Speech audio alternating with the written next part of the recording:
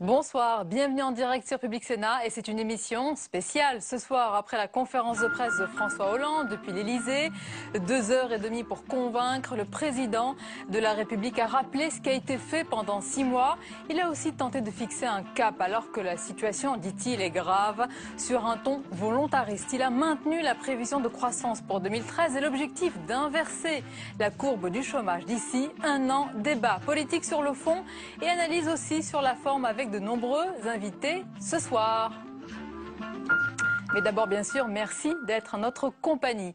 La conférence de presse est toujours un exercice délicat. Face à des centaines de journalistes, le président doit à la fois répondre aux questions posées par l'assistance et s'adresser aussi aux Français. C'est donc un véritable équilibre qui doit être trouvé, équilibre aussi entre le fond et la forme. Cet après-midi, François Hollande a évoqué de très nombreux sujets, économiques bien sûr, politiques et sociétaux dans un style parfois détendu, mais le plus souvent de manière solennelle. On voit tout cela avec Mathilde Bélanger. 45 minutes de discours, puis 1h30 de questions-réponses. Pour sa première conférence de presse, François Hollande a voulu faire de la pédagogie, expliquer son action, mais surtout répondre aux critiques en cette période d'impopularité record. Le cap est fixé, a-t-il martelé, et il n'a pas changé. Nous vivons bien plus qu'une crise. Nous vivons un changement du monde. C'est pourquoi depuis 6 mois, j'ai fait mes choix et je m'y tiens sans avoir à prendre je ne sais quel tournant, je ne sais quel virage, car ces choix sont conformes à mes engagements, à mes principes et surtout aux intérêts de la France.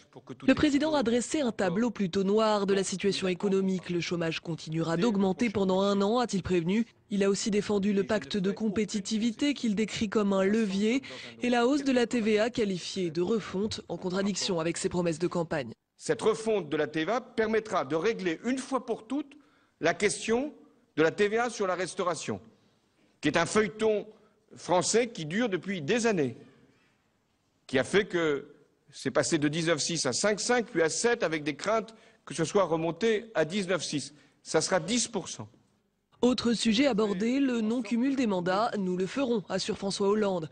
Un président beaucoup plus réservé en revanche sur le droit de vote des étrangers. Aucun texte ne sera présenté tant qu'il ne sera pas assuré d'obtenir la majorité des 3/5. Le prochain rendez-vous avec les journalistes est fixé pour mai prochain. Le président a promis de renouveler l'exercice tous les 6 mois.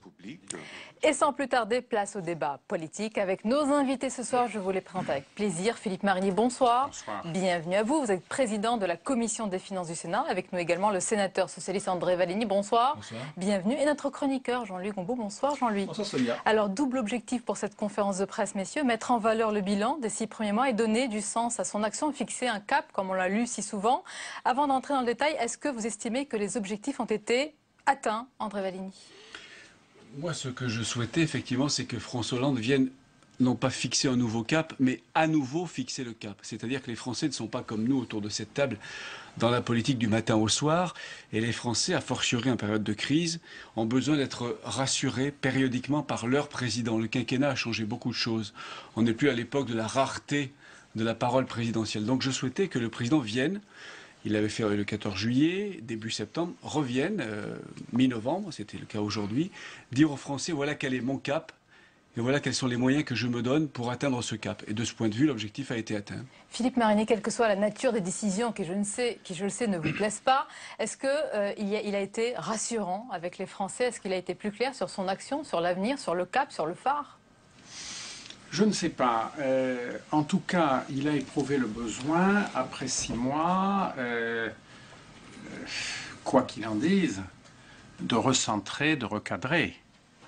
Et il y a là, sur les 6 mois passés, un aveu d'impuissance, à mon avis. Vous l'avez vu comme ça? Je le vois comme cela, c'est mon interprétation, n'est-ce pas? C'est ma libre interprétation.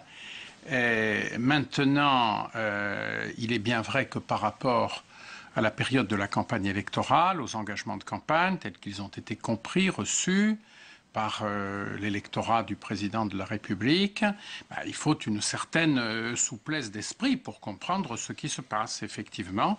Et de ce point de vue, l'exercice de pédagogie a été un exercice tout à fait habile et techniquement bien fait. Ah, c'est important, Jean-Louis, sur la technique, parce qu'il a été question de beaucoup de sujets économiques, de chiffres, bien sûr. Est-ce que cette adresse aux Français, d'abord, même s'il y avait des journalistes présents, est-ce que c'est de nature à les rassurer, du moins à les éclairer? Il s'est adressé aux Français. La preuve, il y a deux parties dans la conférence de presse. Il y a le préambule, qui est tout consacré à l'économie et au social. On ne parlera pas des sujets de société, comme a dit un journaliste, clivant. Pas parler de politique étrangère, il a centré sur ce qui intéresse d'abord les Français, c'est les questions économiques et sociales. Je voudrais souligner la difficulté de l'exercice et je pense qu'il s'en est pas mal tiré. D'abord, M. Valine dit il faut rassurer les Français. C'est très difficile parce qu'il faut rassurer les Français dans une conjoncture qui est de moins en moins rassurante. Et donc, à chaque fois, avec la conjoncture, la volonté de rassurer monte et se complexifie. Ensuite, il faut expliquer sa politique sans la dire vraiment. Rappelons-nous, M. Sarkozy, je ne ferai pas une politique de rigueur. Et si une politique de rigueur fonctionnait, on le saurait, etc. Or, il faisait une politique de rigueur. M. Hollande, je n'ai pas fait... Il n'y a pas de tournant. Mais alors, non, justement, il y a bel et bien un tournant. Donc, comment expliquer va-t-on un tournant en disant qu'il n'y en a pas? Alors justement, on va écouter cet extrait, Jean-Louis Gombault, puisque vous en parlez de ce virage, de ce tournant, qu'il récuse le mot, on l'écoute. Je suis un président aujourd'hui responsable, pleinement responsable. Ça veut dire quoi, responsable? Ça veut dire responsable de tout, mais qui ne décide pas de tout. Parce que je veux respecter nos institutions. D'abord le gouvernement, le Premier ministre, qui conduit la politique de la nation, sur la base des orientations que j'ai moi-même fixées. En 6 mois, je n'ai pas eu besoin de faire de tournant ou de virage. Parce que ce que j'avais dit dans la campagne, c'était que nous avions besoin d'un pacte productif. Nous le menons. J'avais dit également que nous devrions atteindre les 3% de déficit budgétaire dès 2013, parce que c'était la condition de la crédibilité et de la lutte que je voulais engager contre l'endettement de la France. Nous le faisons. J'avais dit également que nous rechercherions, autant qu'il est possible, de soutenir l'effort productif, compétitif donc des entreprises. C'est vrai, je m'en suis expliqué, que j'avais contesté la TVA sociale. Mais je n'ai pas attendu 5 ans, moi, pour prendre une décision.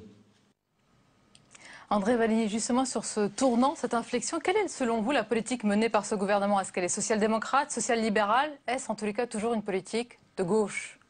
C'est une politique réaliste.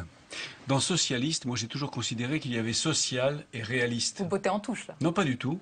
C'est une politique d'inspiration socialiste au sens où tout se fait dans la justice, avec l'impératif de justice sociale, de justice fiscale. On demande plus à ceux qui ont plus. Mais c'est aussi une politique très réaliste qui prend acte de la réalité économique, de la crise qui est très grave. Donc il n'y a pas de tournant. François Hollande a raison quand il dit que pendant la campagne, il a dit la vérité aux Français. Il n'a pas fait rêver les Français sur des promesses mirifiques. Il leur a dit pendant toute la campagne, y compris pendant la campagne des primaires, et ce n'était pas évident de gagner les primaires sur cette ligne de réalisme. Il leur a dit, la situation est très difficile. Les déficits sont considérables. La dette est vertigineuse. Il faudra être très rigoureux dans la gestion. Il faudra combler les déficits, réduire la dette.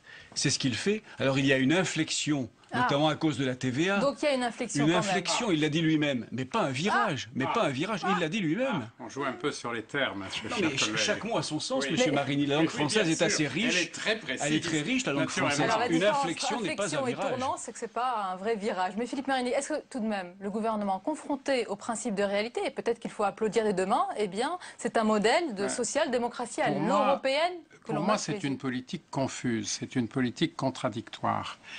2 exemples. La TVA sociale réalisée en effet in fine du précédent mandat, vouée aux gémonies en juillet, des déclarations définitives sur le caractère injuste par nature des impositions indirectes et sur le fait qu'on ne les augmentera pas, et maintenant un petit cocktail d'augmentation de la TVA. En second lieu, un budget de 2013 que nous allons examiner dans les prochains jours... Pourquoi vous oubliez l'aspect qui pourrait être positif pour vous sur la baisse des charges? C'est un aveu d'erreur. Donc cet aveu, je l'enregistre, puisque la TVA, c'est en définitive une bonne ressource à mettre en face d'une atténuation des charges sociales. Ceci sonne plutôt comme un justificatif pour ceux qui l'ont voté au début de 2012. François Hollande dit que les hausses seront plus justes, mieux ciblées. Oui, que ce oui, que mais vous bien avez entendu. fait, que c'est une rupture. Mais moins importante que celle de Nicolas Sarkozy. Mais bien entendu. Inférieure à celle que vous aviez votée. Mais oui, bien entendu. Mais est-ce que ceci sera suffisant pour créer le choc de confiance dont vous parlez? Bon, c'est quand même l'essentiel du sujet. On baisse le taux minimum, le taux inférieur, le taux de 5,5, on le passe à 5. Oui. Donc sur les produits de première nécessité. Mais dans le détail, bien entendu, chacun fait son cocktail de mesures, cela va de soi. Je dis simplement que recourir à la TVA et non pas à la CSG, comme ceci avait été étudié, donc à un impôt sur le revenu, à une partie de l'impôt sur le revenu, pour moi, ça sonne comme l'aveu bienvenu d'une erreur, d'une faute. C'est une erreur bienvenue. On va écouter l'extrait et je vous laisse réagir. C'est un aveu bienvenu. André Valigny, justement sur cette TVA, puisque François Hollande le dit, j'assume. On l'écoute sur ce sujet. Ce que je propose aujourd'hui avec le gouvernement, c'est une restructuration des taux de TVA. D'abord, elle n'interviendra, cette restructuration, qu'au 1er janvier 2014. Ce qui veut dire qu'en 2013, rien ne sera demandé aux Français. Cette augmentation sur le taux normal sera de 0,4, de 19,6 à 20%. C'est-à-dire 4 fois moins que ce qui avait été prévu par nos prédécesseurs. Elle sera accompagnée d'une baisse de TVA sur le taux réduit de 0,5, c'est-à-dire sur les produits de première nécessité, pour que les catégories populaires ne soient pas affectées par l'effort qu'il convient de faire. Enfin, cette refonte de la TVA permettra de régler une fois pour toutes la question de la TVA sur la restauration, qui est un feuilleton français qui dure depuis des années, qui a fait que c'est passé de 19,6 à 5,5, puis à 7, avec des craintes que ce soit remonté à 19,6. Ça sera 10%. André Valigny, il n'y a pas de mal à reconnaître qu'on s'est trompé et qu'on fait le contraire de ce qu'on a dit pendant la campagne. On a de la mémoire. Je suis le premier, comme M. Marini, j'en suis sûr, à essayer de faire preuve d'honnêteté intellectuelle ce soir comme le plus souvent possible. Même en politique, on peut être honnête intellectuellement. La crise est là. Il a fallu quelques mois pour que tout se mette en place, pour que le rapport Gallois soit remis au gouvernement, pour que les mesures fiscales d'urgence soient votées. Maintenant, on entre dans le cœur du quinquennat, si j'ose dire. Il faut prendre des mesures structurelles. On augmente un peu la TVA, on la diminue aussi un petit peu pour le taux inférieur des produits de première nécessité. Mais franchement, Monsieur Marini, est-ce que vous vous attendiez à ce qu'un gouvernement de gauche se préoccupe autant, à ce point, avec autant de sérieux, de la situation des entreprises et de la compétitivité des entreprises françaises? Il paraît que la droite a été surprise. Même Mme Parizeau, Madame Parizeau a dit qu'elle avait été entendue. Madame Parizeau, pour moi, c'est pas la loi et les prophètes. Pour moi non plus. Je pense qu'on a eu tort de l'écouter c'est le patronat quand et même, de supprimer la taxe professionnelle. C'est vous qui l'avez supprimé, la taxe professionnelle. Oui, mais à mon avis... Oui. Cette décision prise sous la pression du MEDEF a été plutôt une mauvaise décision, coûtant à l'État de l'ordre de 7 milliards d'euros par an. Et au Conseil général. Bien défaut aujourd'hui. Et aux départements et aux communes. Voilà. Sur le pacte de compétitivité, avoué. Oui, mais attendez. La droite a été surprise des décisions qui ont été prises. Vous êtes pris un peu à contre-pied, là, j'ai l'impression. Je vous en prie, laissez-moi m'exprimer, livrer mon analyse. Il est habile de ne financer qu'en 2014 des mesures dont on voudrait tirer un effet en 2013. Mais il est contradictoire de nous présenter un budget qui alourdit de 12 milliards d'euros la charge de l'ensemble des entreprises et de réaliser presque dans le même temps, ou d'annoncer dans le même temps, une mesure qui est d'esprit contraire. À mon avis, si l'on avait eu cet été les mêmes sources d'inspiration que cet automne, on ne nous aurait pas préparé le budget que nous allons devoir examiner dans quelques jours. À mon avis, ce budget nuit à l'attractivité de notre pays, il est procyclique, il renforcera la dépression. Il renforcera la dépression dans une conjoncture où la confiance n'est pas là et où la croissance s'évanouit.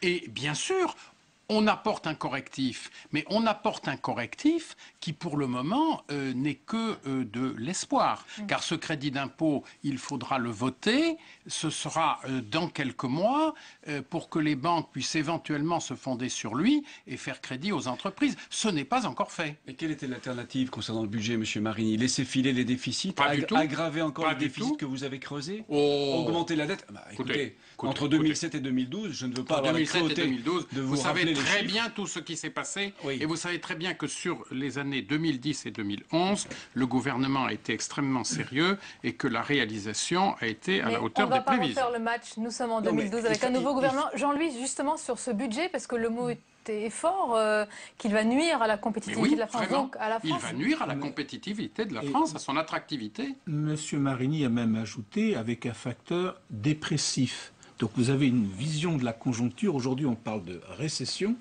et de menace de récession. Et M. Marini en rajoute une couche, si je puis dire, en parlant de carrément dépression. Un impact dépressif. Alors, la gauche n'aime pas la TVA. C'est très... Rappelez-vous Jospin, Monsieur Jospin, qui veut récupérer les 2 points de Monsieur Juppé. Il préfère la CSG. Là, on fait la TVA et donc on appelle ça un reniement. Simplement, rappelons une chose. Vous avez un adversaire politique qui s'appelle Monsieur Sarkozy qui demande hausse de la TVA. Et vous voulez le battre. Vous allez dire, ah mais c'est une excellente idée, je vais la mettre à mon programme, c'est pas possible. Donc il faut quand même, il y avait quand même une... C'était de la politique avant, il y avait quand même, il faut d'abord, politique, si oui, pour faire une politique, il faut d'abord être élu. Donc il fait ça. Alors la TVA, c'est vrai que c'est une mini-hausse. Les recettes seront de moitié inférieures à ce que proposait M. Sarkozy dans son projet. L'augmentation est 4 fois moins importante. Mais il va quand même bien falloir trouver l'argent.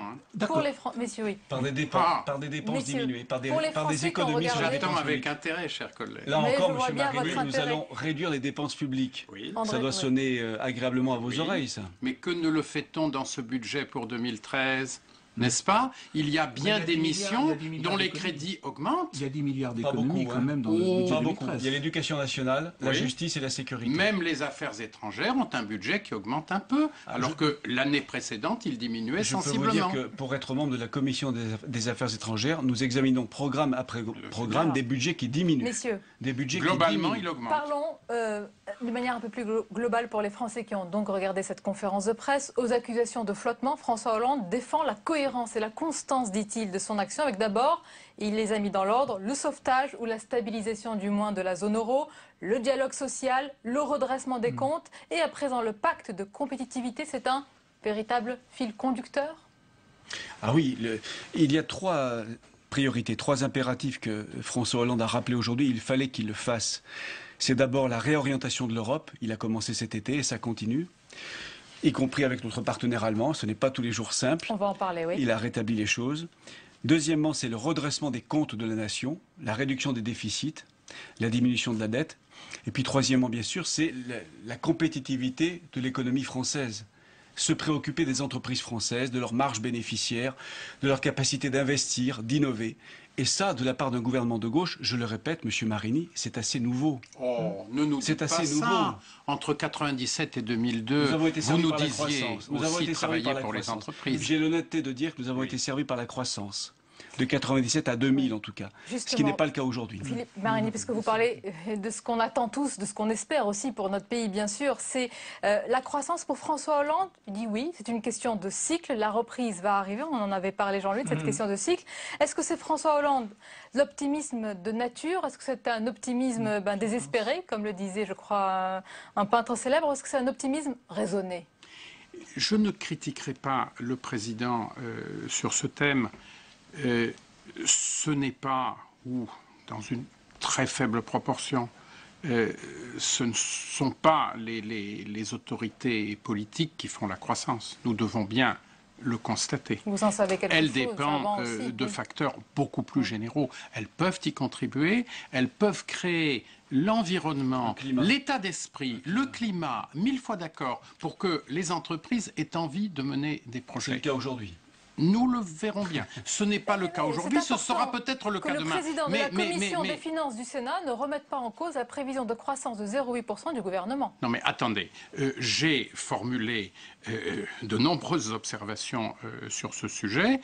J'estime que la prévision de croissance qui sert encore de base dans notre loi de finances pour 2013, 0,8%, est maintenant en dehors de la réalité.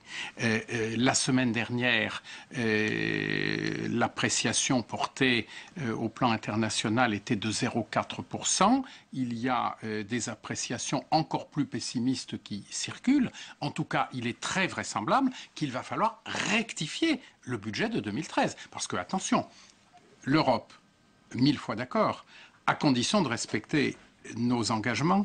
La pérennité de la zone euro, en effet, est un grand enjeu. Si l'on diverge par rapport à notre objectif des 3% à fin 2013, n'est-ce pas? Mais bien entendu, mais il faudra donc, en cours d'année, rectifier cette loi de finances pour 2013 que nous sommes en train d'examiner. Un petit mot simplement. Le président a dit « Je me prépare aussi au pire ». Il a employé cette expression. C'est dans un entretien au Monde. Non. Il a dit encore une... Oui, il avait dit, dans sa conférence de presse, il a parlé, je me prépare à tout comme au pire. Oui. Je voulais vous faire réagir aussi, on va voir de manière plus générale ce qui a été fait aussi pendant les 6 mois. On va le voir dans notre tableau. Beaucoup de choses ont été faites. Il y a eu la révision, vous allez le voir, de la loi contre le harcèlement sexuel, le retour de la retraite à 60 ans pour certains, le relèvement des plafonds des livrets d'épargne, la fin des heures supplémentaires défiscalisées, l'adoption du paquet européen et l'adoption des emplois d'avenir. Ce qui est à venir à présent, vous allez le voir également sur le tableau, c'est la gratuité de l'IVG, c'est le contrat de génération, c'est le budget 2013, c'est la mise en place de la Banque publique d'investissement, c'est le pacte de compétitivité, ça devrait venir assez rapidement. Et puis, il y a ce qui traîne à présent. C'est la loi sur le logement social. Messieurs les sénateurs, vous en savez quelque chose, puisqu'elle a été retoquée par le Conseil constitutionnel. Il y a la loi sur les tarifs progressifs de l'énergie qui a... Décidément, le Parce Sénat... qu'incompréhensible. Le droit de vote des étrangers, le mariage pour tous. Quand vous regardez ce premier bilan d'étape, nous sommes qu'à 10% quand même du quinquennat, et François Hollande l'a rappelé, quel est votre sentiment, André Vallini? Vous qui avez demandé dans une récente interview au Figaro au chef de l'État de fixer à nouveau le cap. Pas un nouveau cap. Oui, on vous l'a reproché un peu. Non, parce qu'il y a eu une confusion. Non, pas du tout. Non, François Hollande ne m'a rien reproché du tout. Il sait lire, François Hollande. Certains commentateurs ont cru... Pas vous, Sonia Mabrouk, non.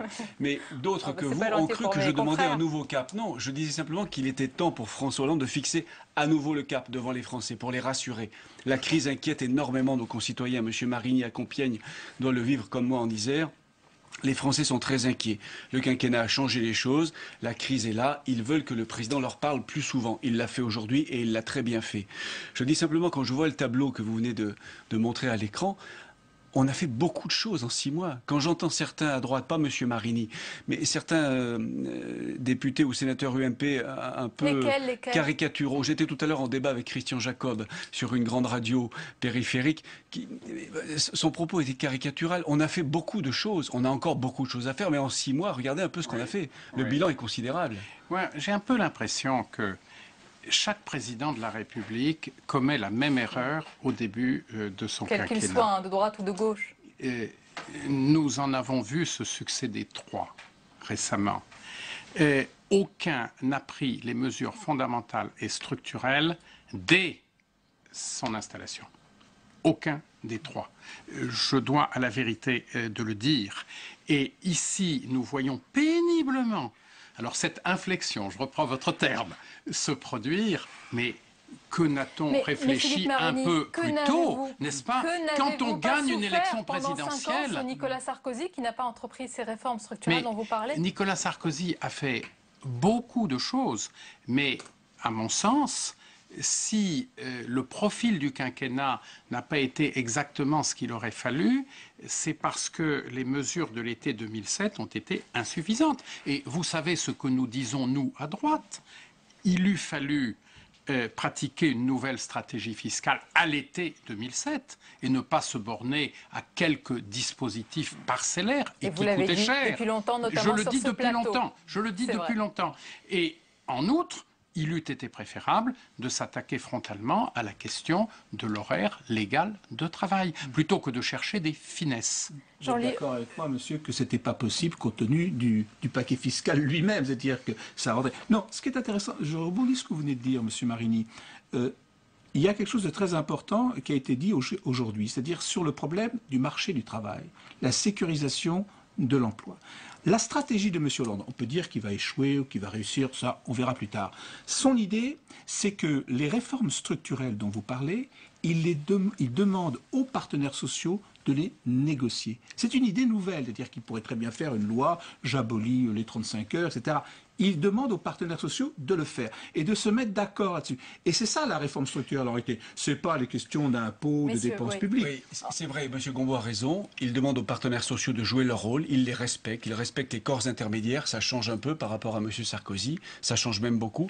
Mais il a ajouté aujourd'hui, à nouveau, que si les partenaires sociaux n'arrivent pas à se mettre d'accord, le gouvernement prendra ses responsabilités et la loi tranchera. Cette première partie de notre édition spéciale, Philippe Marini, quel sera votre rôle, le rôle de l'opposition? L'opposition, c'est un révélateur. L'opposition est là pour pointer les contradictions, les incohérences. Elle doit jouer son rôle, en effet, avec le souci de la rigueur intellectuelle, en disant pas plus qu'il ne faut et sans excès. Mais l'opposition indispensable dans une démocratie, c'est le vis-à-vis de la majorité gouvernementale et c'est le lieu où l'on a la liberté de s'exprimer pour critiquer, témoigner et construire. André Valigny, vous demanderez bientôt à fixer à nouveau le cap? Non. Pour avoir été dans l'opposition pendant 10 ans, je suis d'accord avec M. Marini. L'opposition est utile, elle doit l'être. Sur le cap, j'ai demandé simplement qu'il soit à nouveau bien indiqué aux Français. Il l'a été aujourd'hui. Je pense que les Français sont rassurés. Dans 6 mois et avant quand même. Les Français sont rassurés. Il y a un capitaine qui tient bien la barre et qui connaît le cap et qui nous mènera à bon port, j'en suis sûr. Merci beaucoup, messieurs. Merci pour cette première partie de notre édition spéciale. La suite du 22h et de cette édition se poursuit bien sûr et nous allons parler à présent de la forme. Bien sûr, c'est important la forme à présent puisque cet exercice c'est aussi un exercice de style. Cette rencontre avec les journalistes et à travers eux bien sûr avec les Français permet de mieux saisir la personnalité du président, la marque qu'il souhaite aussi imprimer. Alors entre moments solennels et parfois bons mots, il y en a eu aujourd'hui, eh bien la conférence de presse est un révélateur du style présidentiel et avant d'accueillir nos prochains invités, nous allons regarder ensemble des extraits des différentes conférences de présidents sous la 5e République. Regardez. Le destin politique de l'Algérie, il est en Algérie même. Ce n'est pas parce qu'on fait tirer des coups de fusil qu'on puisse en disposer. Quand la voie démocratique est ouverte, quand les citoyens ont la possibilité d'exprimer leur volonté, eh bien, il n'y en a pas d'autre qui soit valable. À Marseille, une femme, un professeur, 32 ans, est condamnée pour détournement de mineurs. Elle se suicide. Vous-même, qu'avez-vous pensé de ce fait divers qui pose, je crois, des problèmes de fond?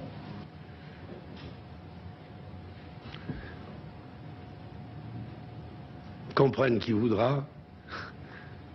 Moi, mon remords, ce fut la victime raisonnable au regard d'enfants perdus. Celles qui ressemblent aux morts, qui sont morts pour être aimés. C'est de l'Éluard. Merci, mesdames et messieurs. Vers la mi-mai, on pensait que l'action du président de la République serait jugée sur ses 100 premiers jours. Mais je crois pour ma part que l'ampleur des changements à réaliser en France est telle que l'action du président de la République devra sans doute être jugée sur les 500 premiers jours. La France considère comme un principe irréductible le fait que le Koweït doive être évacué. Et d'autre part, il considère que le délai de l'ultimatum fixé au 15 janvier ne peut pas être repoussé, retardé sous quelque prétexte que ce soit. Cette Europe, qui est notre héritage et notre patrimoine commun, demeure plus que jamais une chance pour nous et pour notre avenir. Une Europe qui, par rapport à d'autres grands ensembles du monde, est profondément attaché à la singularité de son modèle social. Mais la politique de civilisation va s'exprimer dans une rénovation sans précédent de l'audiovisuel public. Sans précédent. Voilà, des styles très différents. On parle justement du style de la forme avec nos invités, le politologue et président de CAP, Stéphane Rosès. Bonsoir. Bonsoir. Et bienvenue, merci d'être avec nous. Avec nous également Jean-Sébastien Ferjou. Bonsoir. Vous êtes le directeur de publication et cofondateur du site Atlantico. Et Jean-Louis Gombault est resté avec nous. Merci Jean-Louis. Messieurs, dans l'histoire de la Ve République, les conférences de presse restent des moments emblématiques. Elles permettent de jauger l'état d'esprit et le style présidentiel. Quel est votre avis sur cette conférence de presse première du quinquennat de François Hollande? Il est 22h37. On a plus de recul ce soir. Stéphane Rosès, votre regard? C'est sans doute un retour à la normale, peut-être pas au sens où l'entendait François Hollande, mais à la normale sur la symbolique présidentielle. Vous savez que François Hollande avait souhaité peut-être éventuellement banaliser la fonction. Là, il revient en majesté à l'Élysée, assumer le fait qu'il porte la fonction au-dessus de sa personne. Alors, il avait dit qu'il ferait des conférences, durant la campagne, qu'il ferait des conférences de presse, mais il revient dans ce lieu symbolique pour la première fois. Alors que jusqu'à maintenant, il voulait se distinguer par une forme, je dirais, plus détendue, plus nordique dans l'esprit. Donc là, on revient à la symbolique habituelle. Ça veut dire que le président renie un tout petit peu ce qu'il avait dit dans Le Monde quand il avait dit un style, ça met du temps à s'imposer.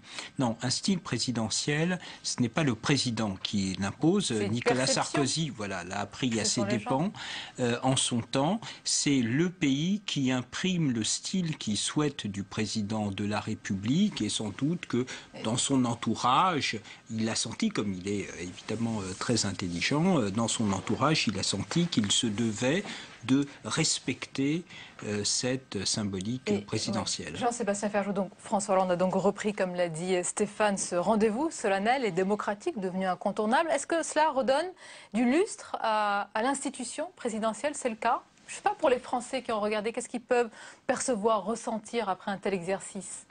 On est de retour effectivement dans une symbolique plus habituelle, même si sur la forme, un petit peu, on regardait les images des conférences de presse précédentes. Avant, les présidents parlaient assis, parce que c'est un signe de majesté de parler assis. C'est un vrai signe d'autorité. C'est celui qui détient le pouvoir qui est assis, les autres sont debout. On a inversé les choses dans une logique plus anglo-saxonne. Et Nicolas Sarkozy a été le premier à le faire. Je suis pas sûr qu'ils y gagnent beaucoup justement en termes d'autorité. La François Hollande avait lui aussi un problème d'autorité, donc il y avait le décorum. Je me parenthèse que Valéry Giscard d'Estaing était aussi debout, je crois, qu'il avait modernisé le genre. Mais c'est vrai que Nicolas Sarkozy l'a ensuite aussi effectué le même exercice debout. Et après, sur le fond, je pense que ce qui redonne de la crédibilité à la parole présidentielle, c'est d'être constant et cohérent. Et l'était-il? Enfin, oui, il l'était aujourd'hui. Il a eu des tas de moments qui étaient très encourageants.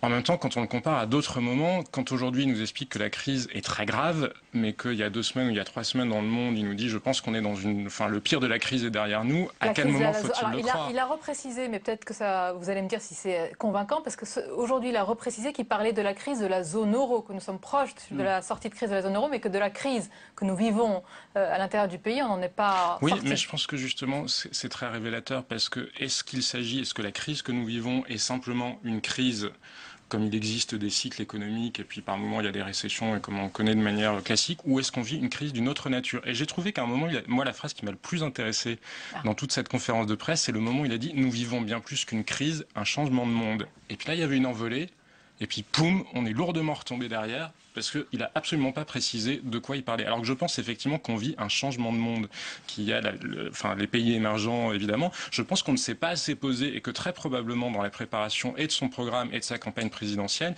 il ne s'est pas assez posé la question des causes et des racines structurelles de la crise, et de la crise de l'euro notamment.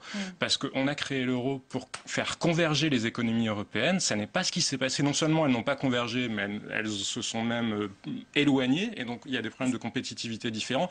Est-ce que ce problème-là est réglé? Est-ce qu'il est cohérent de penser qu'on s'approche de la fin de la crise, alors qu'on ne s'est attaqué à aucune des racines du mal? Je ne suis pas certain. Est-ce que je peux vous revenir un petit peu encore sur la forme, Stéphane Rosès? Parce que c'est un exercice, on l'a souvent dit, qui est quand même délicat. Il y a des difficultés, il y a des pièges. Est-ce que selon vous, François Hollande les a contournés? Et quels sont ces pièges, selon vous? Non, d'abord, la première nouveauté, c'est la longueur de la première partie qui lui a permis de, enfin, je dirais, dresser une cohérence, une perspective. Il a rappelé, il est revenu sur le ton du Bourget. Hein. Il a parlé de la France, il a parlé de la République, il a parlé de notre destin dans le monde et il a dit « j'ai maintenant 3 priorités qui doivent nous permettre, pour les générations futures, de leur permettre de se projeter. La réorientation de l'Europe, la lutte contre les déficits et la compétitivité. » Donc, enfin, il a articulé les fins et les moyens. Et dans ce discours qui était assez long, il ne fallait pas qu'il soit entrecoupé sans cesse par des questions de journalistes. Et il a ensuite très bien réussi la seconde partie parce qu'il est à l'aise, il connaît les dossiers. 20 sur 20 ce soir. Oui, absolument, absolument. Ah, oui, oui. faute. On a fait souvent ensemble des vendredis soirs où justement je pointais le fait que, selon moi, contrairement à Nicolas Sarkozy en 2007, il n'y avait pas eu de construit d'imaginaire du quinquennat de François Hollande et qu'il fallait sans cesse répéter quelle était la perspective, comme si François Hollande ne voulait pas se lier les mains tellement la situation est compliquée. Elle est 1000 fois plus compliquée qu'aucun couple exécutif n'a eu à le résoudre. Et là, ça a été un sans faute. Ça a été un sans faute parce que dans la première partie, il a donné une perspective et ensuite il s'est déployé avec l'habileté qu'on lui connaît, l'humour qu'on lui connaît et la connaissance les bons mots et les bons moments. Jean-Luc Gombon, on va regarder, si vous le voulez bien, puisque vous parlez aussi du monde, de l'extérieur, on va regarder une conférence de presse, c'était en 2008, de Barack Obama. Vous allez regarder, vraiment c'était le début de sa conférence de presse, très sérieux, tout de suite sur la situation économique et les visages fermés. Regardez. Ce matin, on s'est réveillé avec d'autres nouvelles sur l'état de notre économie, les 200 000 emplois qui ont été perdus ces derniers mois. Et ces 10 derniers mois, notre économie a perdu des emplois. Au total, nous avons perdu pratiquement 1 200 000 emplois cette année. Plus de 10 millions d'Américains sont sans emploi aujourd'hui. Des dizaines de milliers de familles luttent pour voir comment payer leurs factures et rester chez eux. Toutes ces histoires nous rappellent que nous faisons face au pire défi économique de toute une vie. Voilà, propos liminaire, pas aussi noir que celui de tout à l'heure de François Hollande, mais oui. Pas du tout, parce que justement, François Hollande n'a pas la possibilité, maintenant c'est 6 mois, c'est trop tard, là il fait un bilan de Bush. Là, 6 mois après, il ne peut plus, d'ailleurs il n'a pas cité une seule fois le nom de Sarkozy. C'est la première fois, je crois, depuis que je l'entends intervenir, où il ne parle même pas du président de la République. Oui, mais il n'a pas prononcé son nom. Non, il n'a pas prononcé son nom, il a parlé du prédécesseur. Tout comme il n'avait pas prononcé son nom au moment de la passation de pouvoir en citant les qualités de tous ses prédécesseurs. Donc, mais c'est vrai qu'il y a un problème de fond, et je rebondis sur ce qu'a dit Jean-Bastien tout à l'heure, c'est que nous ne sommes pas au clair sur la crise. C'est très difficile d'avoir une pédagogie sans être au clair sur la crise. C'est vrai à gauche, et c'est vrai, à mon sens, à droite, et c'est peut-être vrai autour de cette table. C'est-à-dire, nous ne sommes pas au clair. Et à partir de là, c'est très difficile. Au clair sur quoi? Sur les causes. Sur les causes. Sur les causes. On n'a pas 2 heures d'émission, là. Ne faites pas partir Jean-Louis là-dessus. Allons-y. Non, je pense, peut-être autour de ça, je pense qu'il y a un vrai problème, et c'est ce que je veux dire par là, c'est que l'exercice de pédagogie sur le cap est handicapé par ce manque de clarté sur les causes. Il n'est pas possible. Sur le diagnostic. Il n'est pas possible. Il n'est pas possible. Possible de non, le faire? Justement, c'est là mon intervention, notre ami Jean-Louis. Je pense qu'il n'est pas possible. Quel est le sujet? Qu'est-ce qu'on est en train de dire? Que l'Europe doit s'adapter à la Chine? On doit se poser la question de l'euro. On doit se poser la question de en quoi l'euro.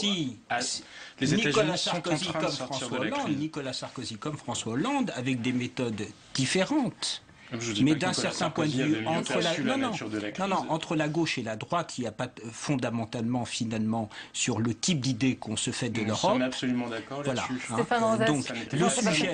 Non, mais sur l'ampleur de la crise, si on dit qu'effectivement, la mondialisation... J'ai peur que le débat soit trop important sur ce sujet-là.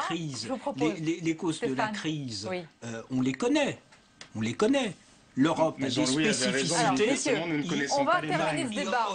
L'Europe a des spécificités que l'Europe n'a pas défendues. J'ai une dernière question sur la forme, parce que c'était aussi le sujet de cette dernière partie de la conférence. Merci Jean-Louis d'avoir mis le sujet sur les causes de la crise sur la table. On va prendre une heure de plus. Détournons l'antenne. Détournons l'antenne, allons-y, jusqu'au bout de la nuit. Donc, une question, selon vous, quel a été le moment le plus surprenant pour vous de cette conférence de presse? Moi, j'ai retenu quelques mots. Il a quelques jeux de mots. En parlant du choc de compétitivité, il a dit il fallait faire un choc, c'était chic, il paraît, mais je ne l'ai pas fait. Une belle phrase aussi, je ne prépare pas le sort d'une prochaine élection, mais le sort d'une prochaine génération. Oui, il a eu plusieurs petites phrases. Ce qui était très habile, qu'il aurait pu dire dans un meeting. C'est vrai que moi, ce qui m'a plus marqué, c'était qu'il a fait cet effort de pédagogie, et cet effort notamment vis-à-vis des chefs d'entreprise ou des Français les plus aisés. Non, chacun sa perception. Non, moi, c'était une question. Sa perception des choses. Et l'effort de dire cette fiscalité-là n'est pas punitive. Il faut inclure. Après, il s'ouvre de grands problèmes avec probablement la gauche de sa majorité. Il s'est donné un peu de champ par rapport à sa dernière intervention où, vous vous souvenez, Jean-Louis, en matière économique, il avait fixé notamment au gouvernement le fait de donner des objectifs de court terme auxquels les Français ne peuvent pas croire une seconde sur la question de l'emploi. Là, il dit « Je ne me préoccupe pas de l'état de l'opinion aujourd'hui, mais ce que sera l'état de la France à la fin du quinquennat. » Donc on sent qu'il se donne des marges. Mais en même temps, il confirme l'objectif de tendance du chômage renversé fin... Et il donne rendez-vous pour dans un an. Merci messieurs. Alors, il y a eu la conférence de presse, mais pas que cela dans l'actualité. Donc on va regarder à présent le tour de l'info de Cécile Sixou.